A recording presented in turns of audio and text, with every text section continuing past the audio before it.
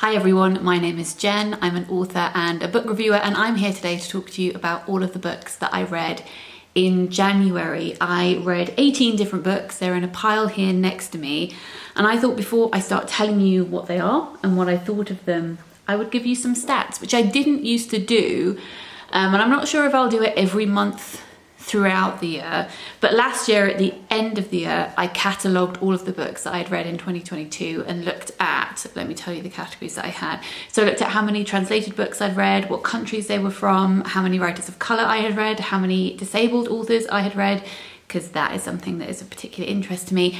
And this year I thought I would also catalogue when I acquired those books, because I thought that might be quite interesting. So I did that retrospectively last year, and if you want to know what those stats look like, I will link that video in the description box down below.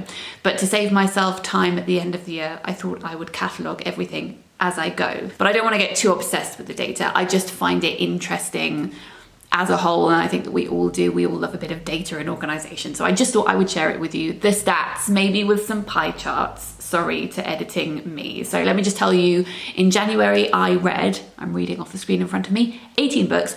All of those were physical books. I didn't listen to any audiobooks at all.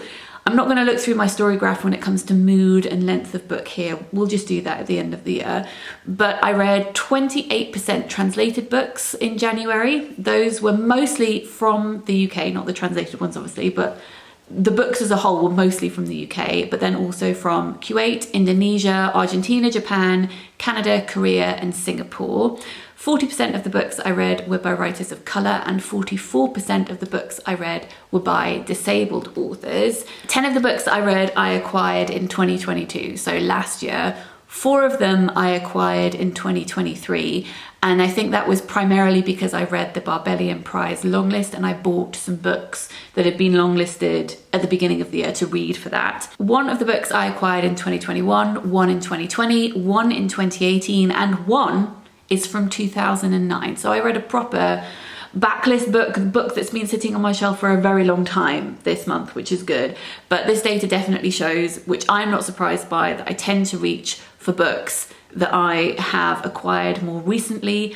But again, many of the books I read this month were for a prize, so I guess they were chosen in effect by someone else. But that's the data from January 2023. Now, let's get into the book reviews. Okay, so as I said in January, I read the Barbellian Prize longlist. It's how I kickstarted my reading year.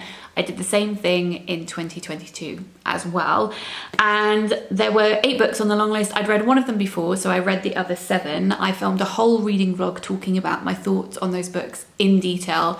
So I'll link that in the description box down below. It's an hour long. So if you fancy a cozy reading vlog, you can head there afterwards. But let me summarize for you. My favorite 2 books from this year's long list were Head Above Water by Shahd Alshammari, which is a non-fiction book where Shahd is talking about her experience of having MS, and also talking about medicine in Kuwait, which is where she grew up, and how her family responded to her diagnosis, and then how she now lives her life as a lecturer. And this is a collaborative work between her and a friend of hers who is also a past student too, and I loved it.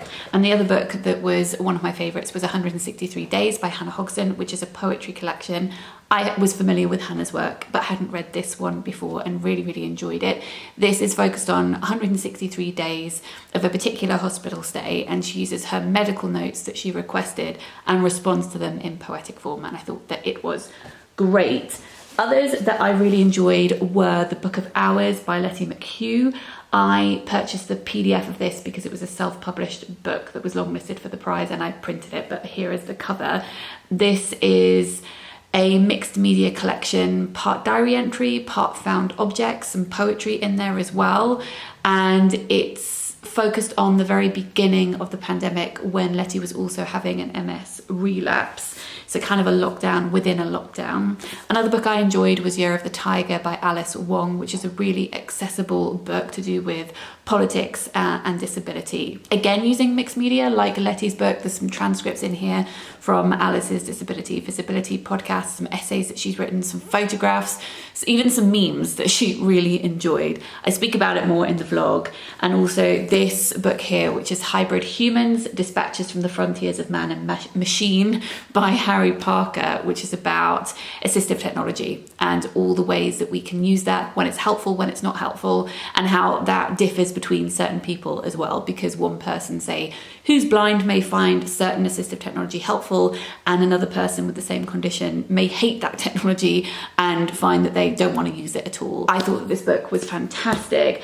The other books that were longlisted, actually, this one has been shortlisted now. This is Polluted Sex by Lauren Foley. This is a short story collection. It's experimenting across lots of different forms, and I found that really interesting, but ultimately it didn't particularly captivate me. I found it a little bit too erratic in the way that it was jumping between forms, and I couldn't sink into the book itself. And then Recovering Dorothy by Polly Atkin is quite an academic book about the history of Dorothy Wordsworth, her disability, and pinpointing specific points in her life relating to her illness by diving into her letters and her diaries. I think that if you enjoy work from this period, the late Georgian, early Victorian period, and other writers of that time, then you'll find this particularly interesting. I enjoyed reading this one and I really appreciated it, but I know I would have loved it more if I'd read it at university when I was studying Victorian and Georgian literature. So that's something to bear in mind. So those are all the books that were on the Barbellian Prize. Whizzed through those because I've talked about them elsewhere. There was one book in particular, actually no, two. There were two books that I didn't particularly gel with in January. So the first one was The Cabinet by Unsoo Kim, translated from the Korean by Sean Lynn Halbert. I was really sad about this because it's been sitting on my shelf for a while and I really thought I was going to love it. This is about a cabinet that holds lots of different documents on peculiar goings on. So we dive into that contents. For me, this book is too whimsical for my personal taste. So I just couldn't really, I guess, suspend my disbelief and enjoy it. What it was detailing and the way that it was written just didn't particularly appeal to me. So I'm going to pass this one on to somebody else. And the other one that would fall into this category, which I still think is a very good book, but just isn't one for my personal taste, is Theophilus Kwek's Moving House. This is a poetry collection and it's very sweeping. It covers a lot of subject matter. And I think that it's very assured in the way that it is written. But I think that the particular lyricism in these poems and the imagery used just wasn't something that swept me off my feet. I didn't ever feel as though I was really diving below the surface of these words and being completely immersed in them, which is what I want from a poetry collection that I absolutely love. So again, this is a good book, an objectively good book, but just not one that is going to be a favourite of mine. I did read other poetry collections that I really loved in January though, and one of them was this one here called Unexpected Vanilla by Hyemi, and it's translated from the Korean by Sojay. This has a lot of prose poetry in it and encouraged me to pick up the next book that I will talk to you about as well. But the imagery in here is very much related to body, weather, colour. I know these are quite generic things to be saying, but them all collected together and knitted and woven is the kind of stuff that I just absolutely adore. Let me read you a couple of lines that I have underlined in here. Dive into the mouth's deep ocean. That's either the ceiling of a person or the floor of an afternoon, the lining of the luminous overcoat worn by the earth. Lighting a match with frozen fingers, I think of the red liquor promising Christmas. And then this bit here, when you boiled down a small tree and applied it to the darkest part of your body, the space between your bones shrank. There's a lot of folklore embedded in these poems as well. I rose from sleep and descended an endless flight of stairs. Abandoning my lamp and wetting my heels in red, I went round and round the spiral staircase, but the stairs started up again and the golden bell I'd stolen grew heavier. Let me leave you with this simile. Sleep is like an old castle. I mean, basically this book is like catnip to me. It's just ticking all of the appropriate boxes. And maybe sometimes it does get a bit over the top and a little cringe, and I didn't enjoy that when it became a little bit too flowery. But when it was on the mark for me, it was so on the mark, and I could definitely see this being one of my favourite poetry collections that I read this year, and we're only in January. But because there was so much prose poetry in here, it reminded me that I have been meaning to pick up this, which isn't a book I'm going to review here, but I will recommend it to you. Is one that I've been meaning to read for ages. I dipped in and out of slowly, and I was reading it also as I was finishing and editing my latest book too. So it was definitely more of I want to read this and immerse myself in the world of poetry rather than I want to read this and talk about it critically. So this is the Penguin Book of the Prose Poem, and it's edited by Jeremy Noel Todd, who is a critic. I met him at an event several years ago, but this introduced me to many prose poets whose work I hadn't come across before. Obviously, with an anthology like this, there's going to be some poets that I loved and some that I didn't. And there was some in here that I was already familiar with as well. I just really thought this book was excellent. I thought it gave a great overview to prose poetry and selected many from across the centuries, and I thought it was wonderful. So if you're looking for something like this, I highly recommend it. Another poetry collection that I recommend that is coming out in the spring is this here. This is an advanced copy. This is The Home Child by Liz Berry. If you've been here a while, you know that I love Liz Berry. I did a whole video dedicated to one poem by her, which was called The Republic of Motherhood, which is just, I think it's probably my favourite poem ever, if that's not too much of an ambitious statement to make, but I think that it is. The way that Liz writes, it's like singing. She has such a deep love of words, and when she writes words and the way that she places them, it's like she's setting them on a course to dance. It's choreography what she does, and I just think that she is fab. And sometimes she writes in dialect and sometimes she doesn't. She does that a little bit in here. She has a whole collection called Black Country, which is written in Black Country dialect, which is dialect from near where she grew up in Birmingham. This is exploring an element of family history of the home children, which she delved into and researched. It says in the introduction, in 1908, my grandmother's aunt, Eliza Showell, aged 12 and newly orphaned, was sent from the Middlemore Children's Emigration Homes in Birmingham to rural Nova Scotia in Canada. She never returned to Britain or saw her brothers ever again. This was not an uncommon story. Between 1860 and 1960, over 100,000 of Britain's poorest and most vulnerable children emigrated to Canada to work as indentured farm labourers and domestic servants. They didn't really have a choice, and it says later in the introduction, it is estimated that 1 in 10 Canadians is now descended from a home child. So this is a collection that details Eliza's life from birth to death. Because it has a structure like that, I would really recommend this to people who are maybe anxious about picking up poetry, because it has that strong storytelling element. It's almost like reading a novel or a non-fiction book in verse. One of the poems is called My Last Babby Tooth, and she's talking about losing her last baby tooth on the ship across to Canada and throwing it overboard. The second half says, "Oh Dora, don't you wish we could jump in after it, down into the foam to be swallowed by a clam, then be held and shine till we was spotless and precious as pearls." It's just lovely. Something else that I read that I won't spend a great deal of time reviewing at all, but just want to recommend to you, is modern poetry in translation. It's called The Fingers of Our Soul, The Body's Focus, and it's edited by Karani Baraka and Jamie Hale. And in this, we've got poets from across the world whose work has been translated, where they're talking about bodies in all different ways. We've got poets with bodily differences. We've got poets who are blind or deaf.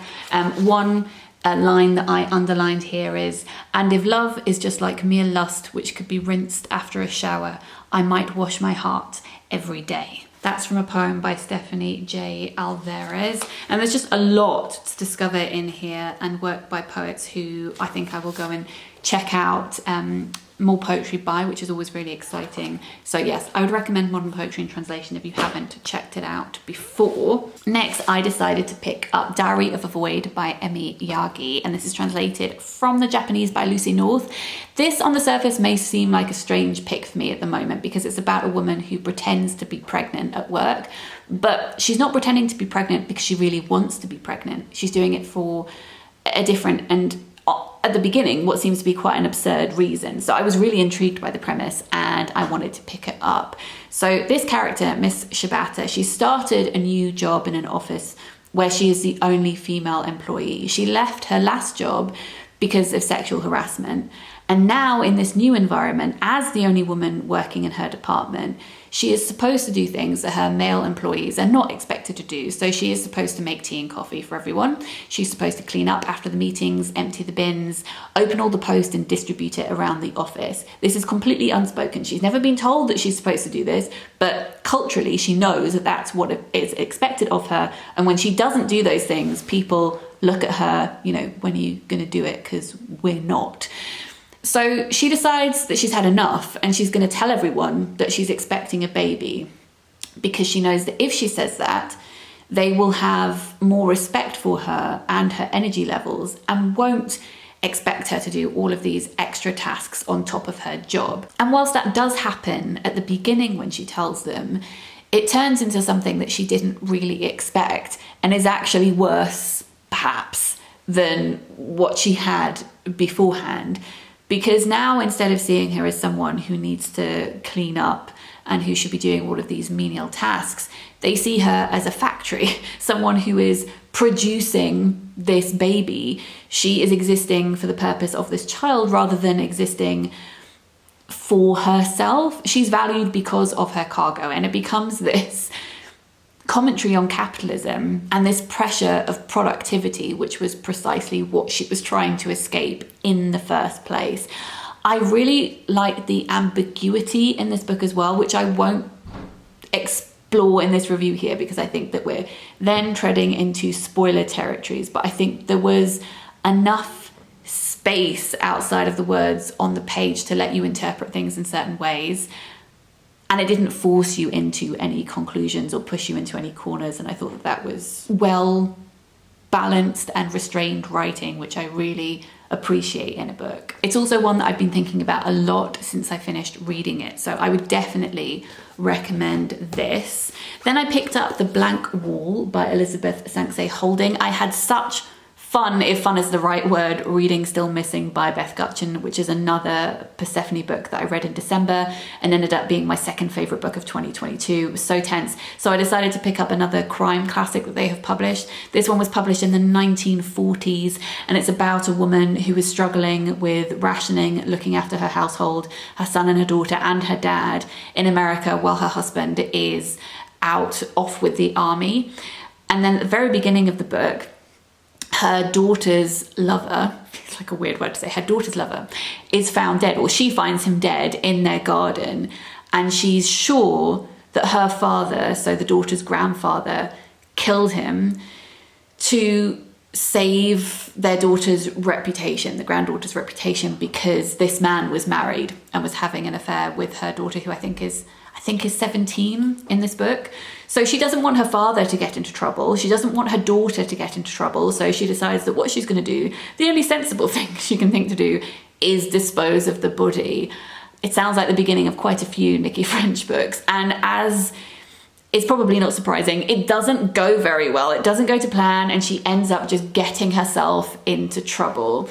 This was quite a fun book to read. I found it rather predictable. The dialogue is quite stilted. It's not a Persephone book that I think I'm going to be going back to time and time again. It's not at the top of my recommendations list, but I had a nice time, even if I hadn't thought about it much afterwards. Sometimes books are like that. Then I read a book from Charco Press. This is a short story collection. It's called A Perfect Cemetery by Federico Falco, and it's translated from the Spanish by Jennifer Croft. The writing in this book is really impressive, and I'd love to read a novel written by this author too. There are only 5 stories in this book, so they're quite long, and my favourite is one called Forest Life, which is about a woman called Mabel who's been living with her father all her life. They live in this forest, they're cut off from their local town, ridiculed quite a lot because they are seen as outcasts, and their land has been bought. The forest is going to be destroyed for development, so they need to leave their home. And the father only wants to do that if Mabel can be married to someone, so he finds someone who will marry her. And this new husband promises to make sure that her dad is living a comfortable life once they're married as well, and he will make sure that he goes into a home that has all the latest facilities. And he does indeed do this, but we see the father just longing to be back in amongst the trees. And it's just a very painful story about change and connections and misunderstandings. And I just thought that it was really, really good. It was good. And then finally, I read 2 historical novels, both of which were pretty huge. So we have The Marriage Portrait by Maggie O'Farrell. I've read lots of Maggie's books before, quite a few of her backlist books from a while ago, and then more recently Hamnet, which won the Women's Prize in, was it 2020? And I Am, which is her non-fiction book, which is 17 Brushes with Death. I think that's the right number. This one came out in the autumn, so very recently, and it's set 100 years before Hamlet. They're not related, but this is another historical novel, which is what I meant. It's set in the winter of 1561, and it's about a young girl called Lucrezia, who is married off to a man who, it's rumoured, killed her a year later. That's what historians believe. That's the very first thing we know in the book. And so we're following her life through childhood, and then when she meets this duke, and then the year of their married life up to her death. I think that this book is written beautifully. I do think that there are far too many similes in the first quarter of the book. It just feels like every sentence is a simile, and I found that quite frustrating. But when it wasn't over the top, it was very beautiful. There's this fantastic image of Lucrezia and her siblings being like a staircase because they're so close to each other in age, and I just thought that that was a wonderful, wonderful image. Lucrezia is punished by her mother from a very young age because she's worried she's going to be a wild child. There's all this superstition to do with the thoughts that you were experiencing during pregnancy. So instead of bringing her up in the nursery, she sends her down into the kitchens to be brought up there. And Lucrezia grows up to love animals, and she wants to capture them in painting form, but she's not really allowed to paint things that are dramatic, even though it wouldn't be considered to be dramatic by our standards. So she ends up painting these wild, ferocious scenes, and then she will paint over them and she'll draw flowers instead. So she has this secret painted layer to the things that she's creating, but that's also reflected in her character as well. And then when she's married off to this duke, he commissions a marriage portrait, so they're capturing her in artistic form, and then this book itself is a portrait of Lucrezia too. So it's just these layers and layers of paint and text, and I thought that that worked really well. I did think that the book was maybe a lot longer than it needed to be, and I think it lacked tension, which seems weird to say about a book that is about a husband potentially murdering his wife. But for all that was hanging over the text from the beginning, I did feel as though it lost a lot of momentum through the middle section of the book. Hamnet had a similar premise in that we were building up to a death and we always knew we were going to get there. But there wasn't a lot of action in the marriage portrait, and I think I would have liked a few more urgent scenes, for want of a better phrase. And I had a similar feeling to Alias Grace by Margaret Atwood, which I'm not going to talk about in depth here because this was a book that I read for our Patreon book club. And if you are part of Patreon, you can listen to my thoughts on this book, and that's available for all tiers, and I'll link that in the description box down below. But Alias Grace, again, lacked a bit of momentum. I didn't feel like that tension was there, which was surprising for a book that is about murder. Sometimes the paragraphs were really beautiful, but those became much more distant from each other as the book continued. I can always tell how much I have enjoyed a book by how much I have underlined, and I underlined a bit in the first 100 pages and then only 2 lines throughout the rest of the 550 pages. So that should definitely tell you how I felt about the book as a whole. So those are all the books that I read in January. I would love to know if you have read any of these, and if so, what you thought of them, or whether you're keen to pick any of these up now that I have spoken about them here.